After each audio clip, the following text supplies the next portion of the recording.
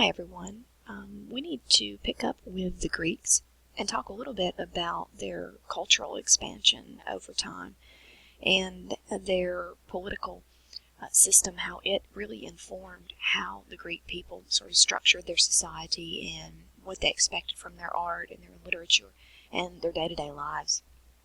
So we'll start with the city of Athens, which very early on sort of became a magnet for some of the best writers and artists, musicians, architects. A lot of this having to do with the fact that the leadership of the city of Athens made a deliberate decision to really try to cultivate a thriving arts and cultural center within their city. For instance, a portion of the tax revenues that Greek citizens paid every single year went to the payroll of hiring artists and sculptors and stonemasons and writers in the city. And over time, as word spread, hey, if you're a musician looking for work, if you're an architect that needs a job, go to Athens and you might be able to find some work there. We see that Athens in particular will give birth to a number of very prominent writers and poets and musicians and the like over time. And a lot of this will have to do with the concept of humanism. When we think about what the Greeks were writing about or composing songs about during this period, we often refer to the concept of humanism. Greek artists and writers and philosophers were fascinated with human beings and how complex human beings are as creatures. So Greek playwrights, for instance, were composing works exploring the host of human emotions, from love and hatred to jealousy and regret. And we see that, in fact, today in our modern day discipline of psychology, some of the concepts that we still use today in psychology, such as narcissism, the Oedipus complex, various phobias and manias, sort of strange fears that possess us out of nowhere. These were some of the topics that ancient Greek writers were exploring during this time period. They were just sort of fascinated with humanity, human events, celebrating accomplishments of people throughout the ages, and a lot of that is reflected in their art and sculpture and certainly their writing. Also, as part of this, they were fascinated with the human form. They were not embarrassed by nakedness, and many of the greatest sculptures of the period were depicting human beings in all their natural glory, so to speak. Perhaps the most famous Greek writer of the ancient world was the poet named Homer. He will compose several works of fiction, the Iliad and the Odyssey, both dedicated to celebrating Greek heroism in battle. Now, he's not writing from direct observation of the events of the Trojan War. He lived many centuries after that took place.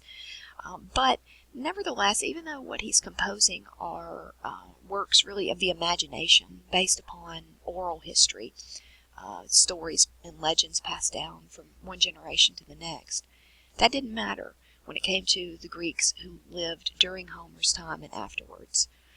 These works, the Iliad and the Odyssey, will be studied by generations of Greek youth as part of their curriculum in learning how to be a good Greek citizen. They will take the stories that Homer made up of Greek bravery and battle, the idea that the Greeks were the most fearsome and cunning warriors that the world had ever seen. They will take these stories as the literal truth, and these will not be studied as literature, but instead really taken as a history lesson to heart. And in this way, Homer's works will really sort of define the concepts of Greek manliness and the idea that the Greeks will develop that they are the best and fiercest warriors that the world had ever seen. Another Greek writer will be Herodotus. His works really kind of documenting the Greeks during the Persian Wars, which we haven't yet gotten to in this class, will also be taken as very important history in helping generations of Greek youths learn about, again, how wonderful the Greeks, according to Herodotus and Homer, were in battle, how they were able to vanquish their enemies by outthinking them and outflanking them. Now, I'll say something with regard to Herodotus that is very different than the work of Homer. Herodotus actually did attempt to interview actual witnesses to the Persian Wars. He traveled extensively. He tried to get as close to the people and the events as he possibly could. So in this way, Herodotus is not composing works of just sheer fiction the same way that Homer was. And in many cases, we often refer to Herodotus as the first historian of the Western world because he really tried to be very scrupulous about his research in going and talking to people who actually witnessed these events, getting their first-hand accounts. We also note that Herodotus went and interviewed Persians as well as Greeks. So he was trying to tell both sides of the story that unfolded during these several major conflicts that occurred between these two different societies in the ancient world. Now, at this point, we need to see that education was considered important in the Greek city-states. The reason why so many people can read Homer and Herodotus, especially in Athens, was due to the fact that education was emphasized.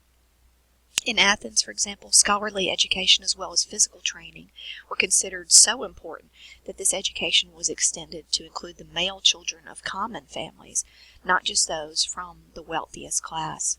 And schooling was relatively inexpensive, in Athens at least, allowing much more people to attend. In fact, Greek boys usually started school at the age of 7, and many continued at least until the age of 14. In addition to reading and writing, Greek boys studied literature and grammar. They learned poetry by heart, especially the works of Homer. Mathematics and technical subjects were not really emphasized, and education in music gradually declined over time as well. But physical education was very important, especially participation in team sports. For the Greeks, they are raising the next generation of warriors, and so just like there's no I in team, as you may have heard your athletic coaches say to you before, in team sports, what the Greeks were trying to teach their children is one day you'll be on the battlefield and you'll need to work with others to achieve victory. What we see is military education was also emphasized. In Athens, for instance, between the ages of 18 and 20, all male youths underwent 2 years of military training school. As for Greek girls, they were pretty much left out of the educational system. And this is because ancient Greece was what we'd call a patriarchal society. It is a male-dominated society where women had very few legal rights. For instance, what we see is that in ancient Greece, women were pretty much under the legal domination of their fathers first, and then eventually that of their husbands, whereby, for example, women were not allowed to even leave the home without their husband's permission. Women were not granted access to education of anything beyond sort of education within the home of cooking and cleaning and directing the activities of household servants. They were not really allowed to engage in the business world, aside from maybe a few small ventures. And typically speaking, adultery in ancient Greece was defined as the woman's violation of the marriage vows, whereas really adultery on the part of men was not particularly punished. So definitely a male-dominated society. And if you need any further proof on the idea that Greek women were not considered the equals of men, you need look no farther than this Greek poem on women that was composed by Simonides, an ancient Greek poet and writer. You can see by taking a look at his account of women that many of them are likened to animals. A long-bristled sow, meaning basically an unkept female pig. Another from a bitch, meaning a female dog. Just very, very negative comparisons about women with animals from the natural world. And ultimately, he comes to the conclusion here at the very end that Zeus, their chief deity or god, has contrived that all of these tribes of women are with men and remain with them, and that they constitute a plague or a sickness that Zeus has made and visited upon all of mankind. With all of this emphasis on learning, at least for the male population in city-states like Greece, it's no accident that the first great philosophers of the ancient world, or thinkers, made their appearance in the Greek Isles. By the 5th century BC, as we mentioned earlier, Athens had become sort of the intellectual and artistic hub of the Greek city-states, and it will be in Athens that the figure of Socrates will first start to gain acclaim. Socrates was a stonemason by trade. He was not a professionally trained thinker or academic, and he lived a pretty simple life, but he had a number of burning questions about the world that he was constantly seeking to have answered. Socrates was like a little 2-year-old. He was always asking, why? Why is the sky blue? Why do we worship these gods and not other gods? And he came to attract a following among the younger generation in Athens who were sort of mystified and encouraged by Socrates, by his abiding love for knowledge, always asking questions, sometimes asking the same question of the same person on a different day, and when he might receive a different answer, that just begged even more questions. How do we know what is real in this world? All these questions, though, started to get underneath the skin of several classes in Athenian society, most notably the political elite and the religious elite. These are groups that maybe sometimes don't always want to be asked the same questions over and over again. And so Socrates ended up being accused in 399 BC of several crimes. He was accused of refusing to recognize the gods recognized by the state. In other words, asking questions about all these deities started to get him in hot water. He was also accused of corrupting the youth of Athens by training this next generation to ask questions. He was found guilty and sentenced to death, and ultimately he committed suicide before the state could execute him by drinking poison hemlock. But Socrates' legacy did not die, in part because of those students that he had helped train over the years. They were dedicated now more than ever to making sure that his memory did not die out. Plato will be among the most notable of Socrates' students. He will help to establish the academy, sort of a formal school of philosophy outside of Athens. He also will develop his own philosophy about what is real and what is illusion in this world, coming to the conclusion ultimately that because we can't really trust our senses, that there exists a higher plane of ideals or forms that really is more real than what our senses can tell us. He also composed the Republic, which was a work of philosophy laying out the idea that until we have a leadership class of men who love knowledge, not just power, a class of so-called philosopher kings, that until this was the case, then society would not really prosper. We credit the ancient Greeks also with creating the Olympic Games, which were originally created to celebrate their deities. And so this became a religious festival in which sporting events were conducted. Over time, however, individuals from around the city-states, the Greek city-states, as well as from beyond in other areas of the ancient world, began to attend these events.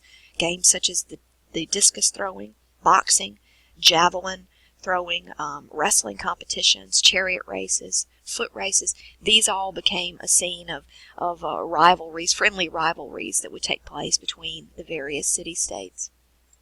And speaking of Greek religion, this is going to be another tie that will sort of bind together the Greek city-states.